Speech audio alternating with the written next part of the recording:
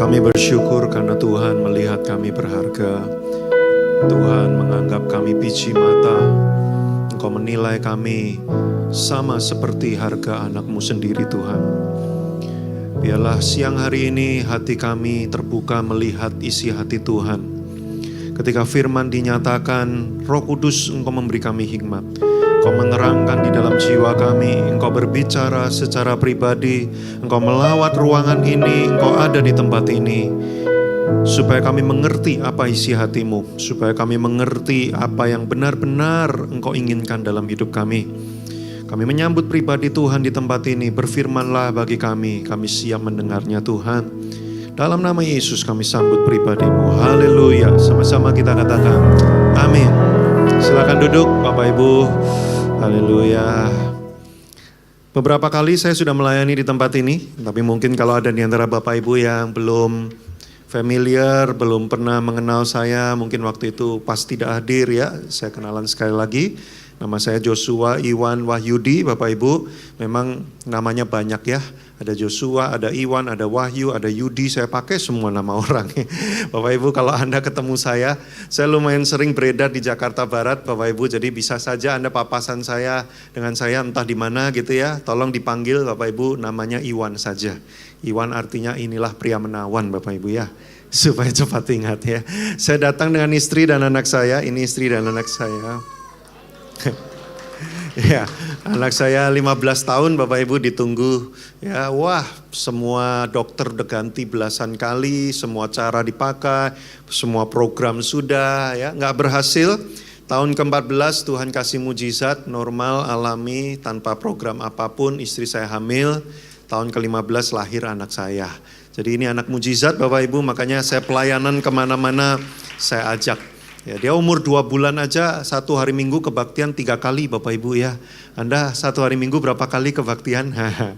Ini hari ini saya pelayanan 3 kali Bapak Ibu ya, dia ikut saya 3 kali. Ini udah dari umur 2 bulan. Jadi saya pernah di Makassar pelayanan sehari 6 kali ya, dia ikut Bapak Ibu ya 6 kali ya.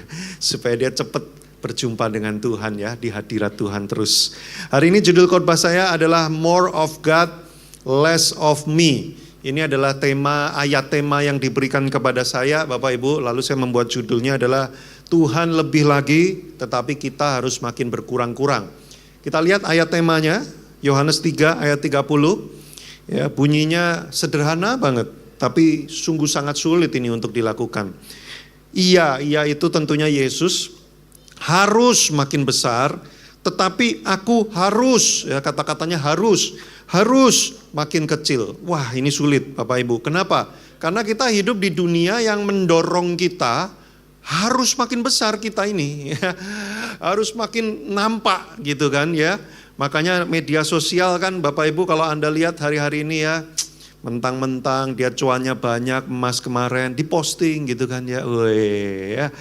3 digit cuannya, waduh ya, harus makin besar kelihatan gitu ya. Lagi jalan-jalan di luar negeri ya kan diposting, bangun rumah baru diposting, ganti mobil baru posting ya kan. Dia lagi di tengah pabriknya ada ribuan karyawan, di video diposting semuanya. Nggak apa-apa, bilang sama kiri kananmu, nggak apa-apa juga sih gitu ya. Tapi maksud saya adalah dunia hari ini mendorongnya apa sih? Saya harus kelihatan makin besar, ya, harus makin nampak gitu kan. Makanya waktu kita baca ayat ini, wah ini sulit nih. Karena Yesus yang harus makin besar, saya harus makin kecil. Wah ini gimana Pak? Ya, kok sulit ini menjalani ayat ini hari ini? Bapak Ibu, ada 3 poin yang saya mau sampaikan. Anda harus paham 3 poin ini supaya ayat ini menjadi relevan. Kalau Anda nggak paham 3 poin ini, nanti ayat ini hanya terdengar bagus dibacakan dan dikhotbahkan, tapi kenyataannya kita nggak bisa menghidupinya. Nah, boleh dimunculkan poin pertama yang sangat penting Bapak Ibu. Hidup kita ini adalah pemberian Allah. Kita harus menerima dulu, kita harus meyakini dulu, kita harus mengamini dulu bahwa hidup kita ini pemberian Tuhan loh. Kita bisa hidup hari ini, kita ada hari ini, itu karena Tuhan yang membuat ada. Itu karena Tuhan yang memberikannya. Nah, slide-nya boleh dimunculkan. Ya, kalau Anda lihat Bapak Ibu ya di layar baik yang di depan maupun di TV-TV di depan ya, Slide berikutnya, boleh di mana? Nah, Anda bisa lihat Bapak Ibu di sebelah paling kiri, ketiadaan yang hampa. Sebelum kita ada, itu hampa, nggak ada apa-apa. Kita tidak ada. Tapi oleh Tuhan diberikan yang paling kanan, yaitu apa? Persekutuan kasih dan mulia bersama Allah. Bayangkan Bapak Ibu, dari tidak ada, dibuat menjadi ada supaya apa? Supaya dilimpahi oleh kasih dan kemuliaan oleh Allah. Itu tujuan Tuhan menciptakan manusia pertama kali. Dari tidak ada, dibuat ada, lalu dilimpahi dengan kasih dan kemuliaan. Lah, bukankah itu berkat yang besar? Kalau dari tidak ada cuman dibuat ada doang, buat apa? Ini bukan cuma dibuat ada, dari tidak ada dibuat menjadi ada, lalu dilimpahi dengan kasih dan kemuliaan. Menjadi objek sasaran kasih Tuhan. Wow. Maka itu yang saya bilang disebut dengan kasih karunia. Karena kita harusnya tidak ada, tapi dibuat ada, dan bukan cuma buat ada, dilimpahi dengan kasih. Tapi kenapa banyak orang berkata begini, aku mah daripada hidup kayak begini, mending aku nggak usah dilahirkan aja. Banyak orang seperti itu. Banyak orang berkata gini, ngapain hidup lagi, mending sekarang diakhiri saja. Kenapa hari-hari ini banyak orang tidak mau melanjutkan hidup dan tidak mau diberikan hidup? Bahkan pernah ada orang kalimatnya bunyinya begini, daripada hidup kayak begini, mending aku tidak ada saja. Nah Bapak Ibu, sebenarnya kalimat itu secara fundamental itu kalimat yang salah. Secara logika itu sebenarnya kalimat yang tidak bisa, itu nggak bisa berdiri kalimat itu. Kenapa? Saya kasih contoh. Coba Bapak Ibu beri saya pernyataan gitu ya, sebutkan bakmi paling enak di daerah Puri. Bakmi apa yang paling enak menurut Anda ya, menurut Anda ya. Anda sudah makan sekian merek bakmi gitu ya. Menurut Anda bakmi apa yang paling enak di daerah Puri ini? Coba saya mau survei, saya mau tanya Bapak Ibu Saudara, mereknya bakminya apa gitu ya. Coba, sebelah sini, bakmi paling enak daerah Puri apa? Bakmi apa? Hah? Nirwana? Iya, Nirwana. Bakmi Nirwana. Permata Buana, hafal banget ya sampai ya. Luar biasa ya. Bakmi Nirwana paling enak. Oke, coba saya cek sebelah sini. Bakmi paling enak, kubu ini, di daerah Puri. Apa? Mereknya apa? Nggak pernah makan bakmi semua ini? Ini hidup sehat semua gitu? Trigliserid 0 semua? Nggak pernah gitu makan bakmi? Atau jangan-jangan ada yang nyebutin Indomie Pak? Bakmi paling enak. Coba daerah Puri, apa mereknya? Aguan. Bakmi Aguan. Ini saya belum pernah Nirwana. Aguan juga belum pernah. Wah PR saya masih banyak ini ya. Yang belum dicoba. Bakmi Aguan gitu kan. Oke coba saya sebelah sini. Bakmi paling enak daerah Puri. Alok. Sama itu sama saya ya. Saya paling doyan bihunnya Alok tuh ya, bakmi Alok. Bapak Ibu, sekarang pertanyaan saya nomor 2 begini. Menurut Anda, mana yang lebih enak antara bakmi yang Anda sebutkan tadi, baik di dalam hati maupun di dalam batin maupun di dalam apa Anda? Bakmi yang paling enak menurut Anda dibandingkan dengan bakmi guba-guba, mana yang lebih enak? Coba. Menurut Anda nih Pak Aguan, ya bakmi Aguan, lebih enak mana? Bakmi Aguan atau bakmi guba-guba? Kok bisa jawab bakmi Aguan Pak? Emang udah pernah coba bakmi guba-guba? Belum. Bapak Ibu, bakmi guba-guba itu tidak ada. Itu rekayasa saya saja. Sekarang pertanyaan saya, gimana bandingin sesuatu yang ada dengan yang tidak ada? Nggak bisa. Anda nggak bisa ngomong mana yang lebih enak, karena nggak ada. Namanya nggak ada ya, nggak ada. Jadi kalau ada orang bilang begini, lebih baik aku tidak ada, lebih baik aku tidak dilahirkan daripada hidupku kayak gini, itu kalimat nggak bisa. Karena kita lagi bandingin dengan yang tidak ada. Nah, maka jangan lakukan itu. Maka teruskan saja hidupmu, karena memang nggak bisa dibandingin dengan yang nggak ada. Nah, tapi yang saya mau bahas juga adalah bukan soal nggak adanya.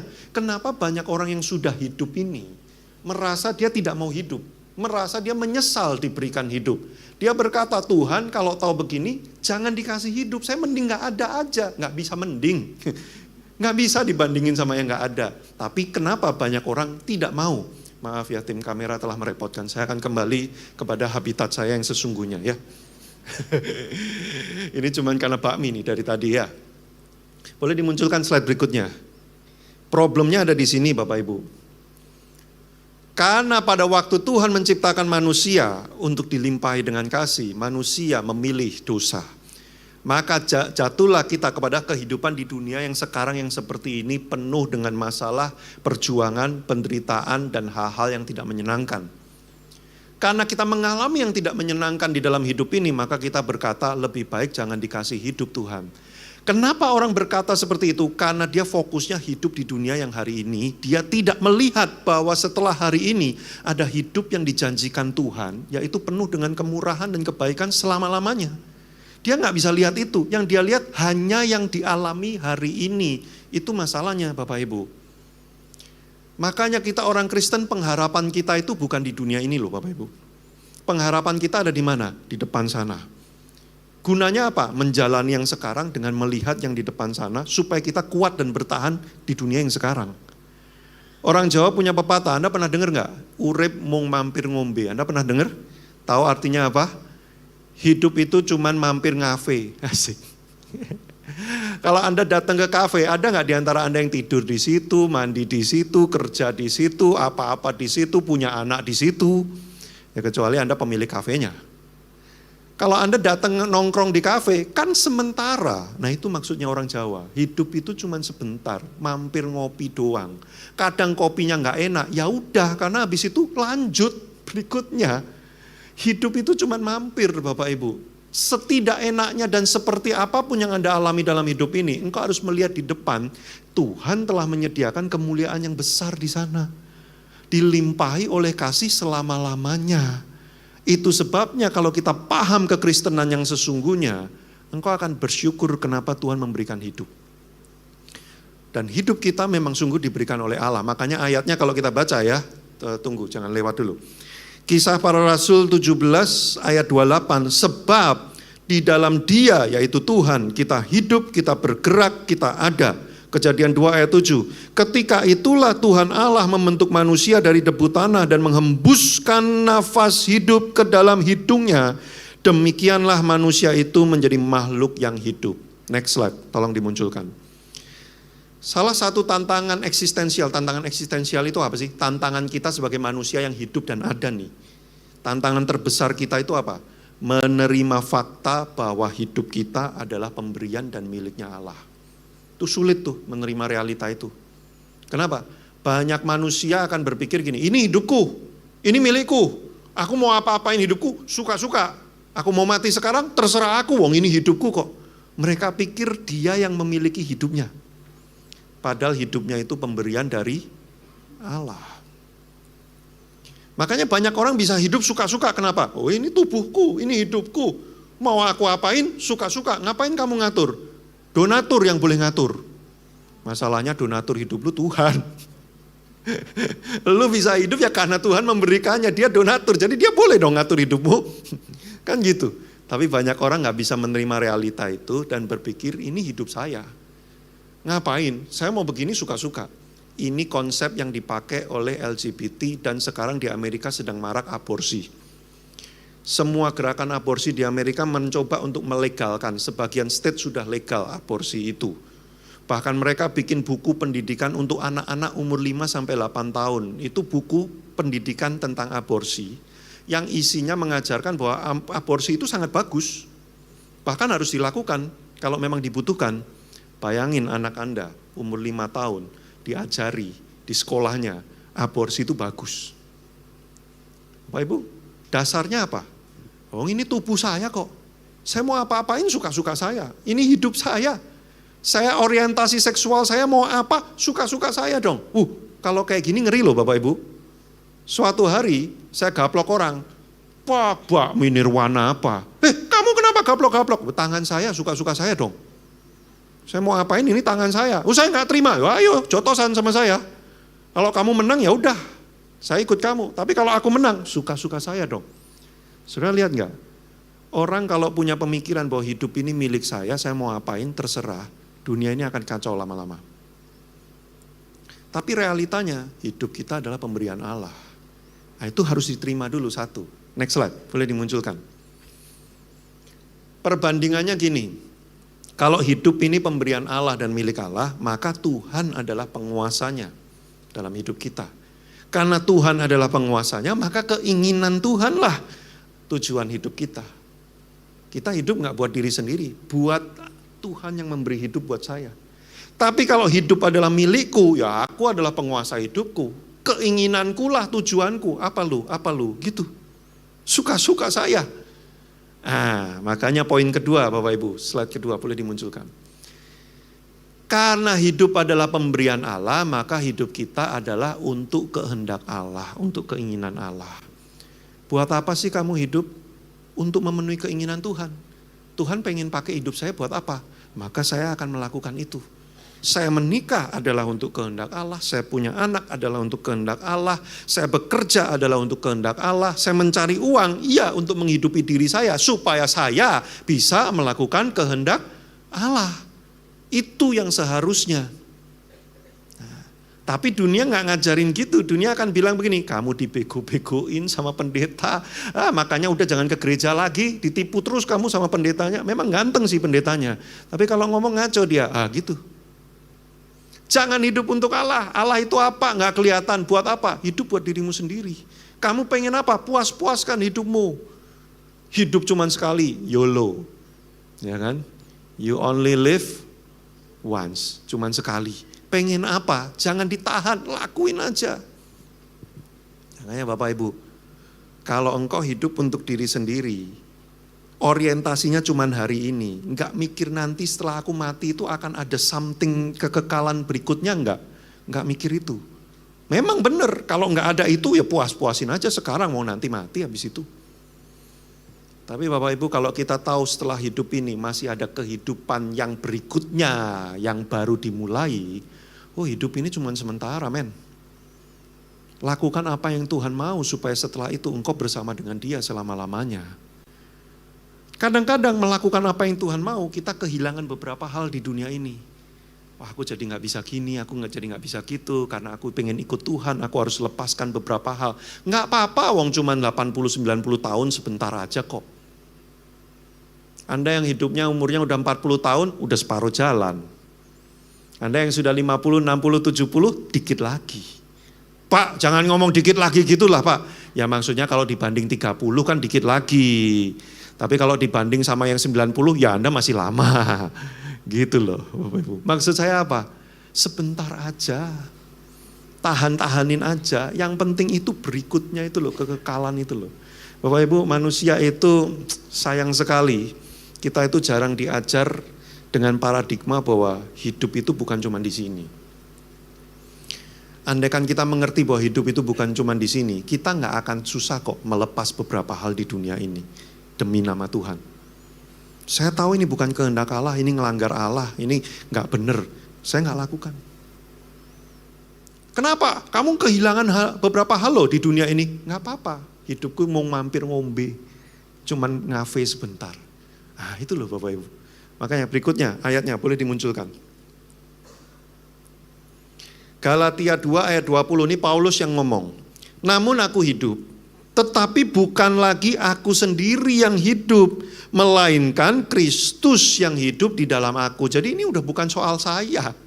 Bukan soal apa yang saya pengen di dunia ini, tapi apa yang Tuhan pengen di dunia ini. Beberapa orang Kristen seringkali ngomong gini, berarti aku gak boleh punya keinginan. Siapa bilang? Tuhan itu memberi kita kebebasan banyak loh. Contoh Anda pulang dari sini, pengen makan babi panggang, boleh gak? Boleh, saudara kita, tiri kita yang gak boleh, kasihan kan?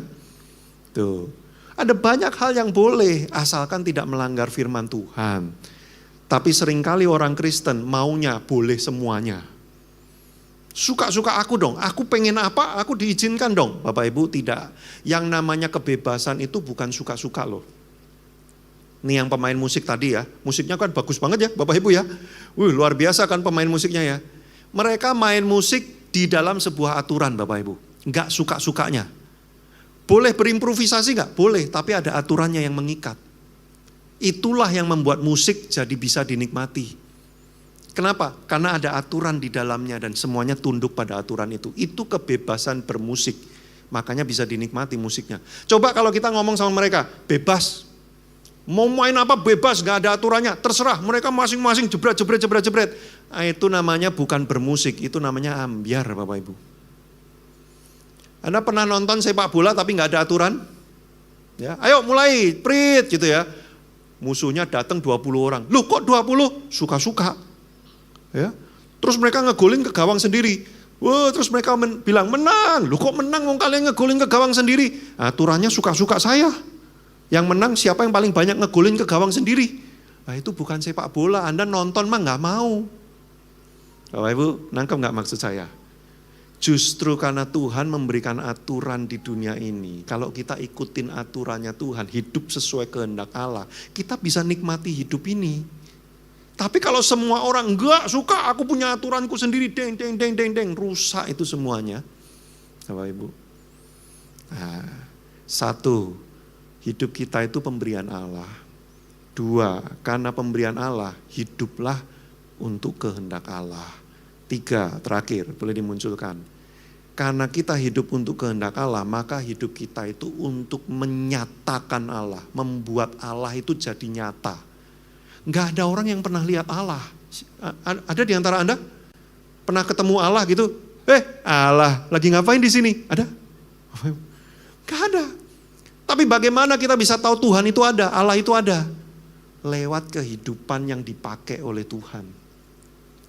Kerjaanmu, pernikahanmu. Kalau ada pernikahan, suami istri beda banget. Yang satu utara, yang satu selatan gitu ya. Loh tapi kok bisa hidup bersama? Kok bisa saling mengasihi, setia sampai mati gitu kan ya. Sampai kayaknya tak terpisahkan. Padahal mereka tuh beda banget. Orang akan bertanya-tanya, orang akan bilang gini, kok kalian bisa sih? Lalu orang ini akan bilang gini, karena Tuhan menolong kami. Setiap kali kami berantem, kami berdoa, Tuhan memberi hikmat, kami menemukan jalan tengahnya. Orang kemudian ngomong, oh Tuhan ada ya, berarti Tuhan ada ya. Itu hidupmu, menyatakan bahwa Tuhan itu ada lewat hidupmu. Lewat pekerjaan, caramu melakukan pekerjaan berbeda dengan orang dunia pada umumnya karena engkau menjalani yang benar. Tapi Tuhan pelihara hidupmu. Orang bingung, orang nanya, kok kamu bisa sih kerja tapi gak curang begitu? Yang lain pada curang semua, kok kamu enggak? Dan hidupmu kok baik-baik aja? Iya, karena Tuhan pelihara saya. Lalu orang itu sadar, oh Tuhan ada ya. Itu loh Bapak Ibu, hidup kita tuh untuk itu.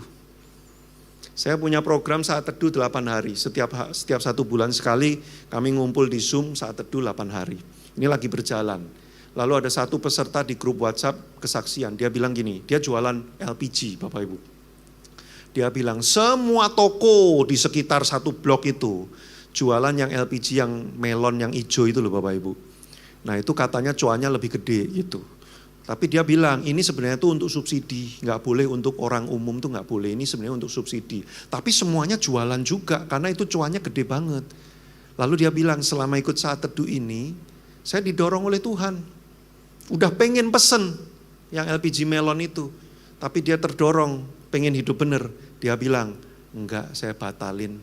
Saya tetap jualan yang 12 kilo aja. Walaupun cuannya lebih sedikit. Tapi hidup saya tetap baik-baik aja. Tuhan pelihara, enggak ada yang kurang sama sekali. Semuanya tercukupi. Loh kok bisa ya? Karena Tuhan menolong. Dari situlah orang bisa percaya bahwa Tuhan itu ada. Bapak Ibu, hidup kita itu diberi oleh Tuhan. Hidup kita itu untuk kehendak Tuhan. Supaya apa? Supaya orang lain lihat lewat hidup kita, Tuhan memang ada. Makanya ayatnya, boleh kita baca ya. Supaya kami yang sebelumnya telah menaruh harapan pada Kristus, boleh menjadi puji-pujian bagi kemuliaannya. Hidup kami ini membuat nama Tuhan dipuji-puji. Tuhan hebat ya, Tuhan luar biasa ya. Kok bisa ya lakukan itu ya? Karena hidup kita. Makanya saya tutup dengan 2 slide terakhir, boleh dimunculkan. Kita ini tidak memilih untuk ada Bapak Ibu. Memang kita gak milih dilahirkan. Tapi kita bisa memilih untuk siapa kita mau hidup. Jangan menyesali hidup ini karena hidup ini penuh dengan kesulitan, tantangan. Lihat ke depan apa yang Tuhan sediakan buat kita. Jangan menggugat kenapa Tuhan, karena Tuhan pengen memberi yang baik buat hidup kita. Memang kita gak bisa pilih mau lahir apa enggak, tapi kita bisa pilih ending hidup kita ada di mana. Slide terakhir, boleh pemain keyboard dimanapun Anda berada, tunjukkan pesonamu. Ya. Saya udah selesai nih. Slide terakhir. Apapun yang terjadi dalam hidup di dunia, Bapak Ibu, mau hidup ini susah, mau hidup ini tidak adil, mau hidup ini penuh penderitaan, mau hidup itu tragedi, itu tidak pernah meniadakan bahwa ada kekekalan yang menanti kita di ujung sana. Hanya karena hidup di dunia sekarang sulit, bukan berarti di depan sana janji Tuhan tidak berlaku. Justru karena hidup sekarang ini sulit, makanya Tuhan menjanjikan di ujung sana, kemuliaan akan diberikan buat kita. Kalau engkau percaya itu, engkau akan punya kekuatan menjalani hidup di dunia ini. Makanya Bapak Ibu, Tuhan harus makin besar, kita makin kecil. Artinya apa? Hidup kita mau dipakai untuk menyatakan kemuliaan Tuhan. Sekalipun dalam masa-masa yang sulit, justru disitulah Tuhan mau menyatakan kemuliaannya lewat hidup kita. Amin. Mari kita datang di hadapan Tuhan, kita berdoa. Ada satu lagu yang saya pengen ajak Bapak Ibu untuk menyanyikan. Bapak Ibu tahu lagu Sekali Yesus Selamanya Yesus? Yes. Tim musik bantu saya nyanyi. Bapak Ibu jangan nyanyi dengan cara yang biasa. Pahami liriknya, cermati liriknya, Bapak Ibu ngerti. Lalu waktu menyanyi, nyanyikan dengan iman. Bahwa dalam segala keadaan, sekalipun keadaan itu sulit, sekalipun keadaan itu tidak baik dalam hidup kita, harapan yang diberikan Tuhan tetap ada. Mungkin tidak di dunia ini, karena dunia ini cuma sementara. Buat apa Tuhan jor-joran ngasih untuk hal yang sementara? Tapi harapan itu adanya di depan sana. Lewati hidup yang sementara ini dengan memegang yang di depan sana. Sekali Yesus selamanya tetap Yesus. Mari kita datang di hadapan Tuhan dalam segala keadaan.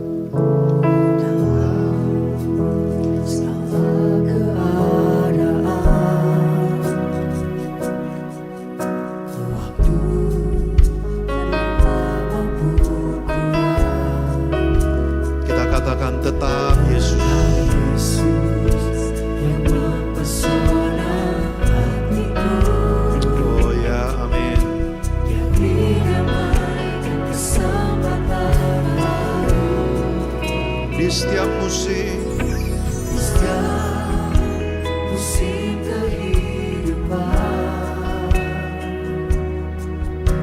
Waktu ku kuat maupun lemah, kita katakan tetap Yesus.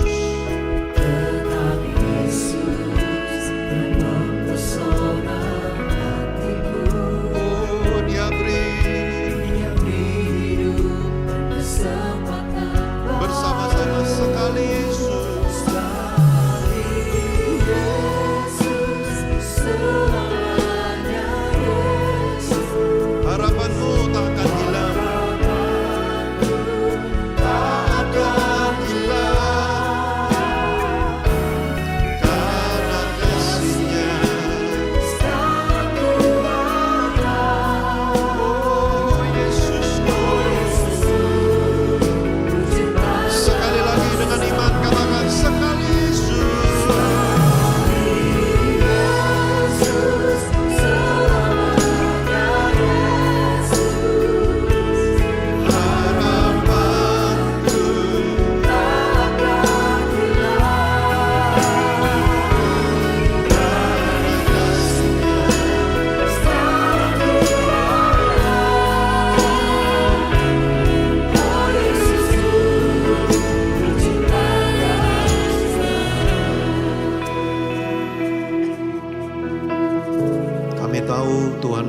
Kehidupan bagi kami untuk sebuah tujuan yang sangat baik dan mulia.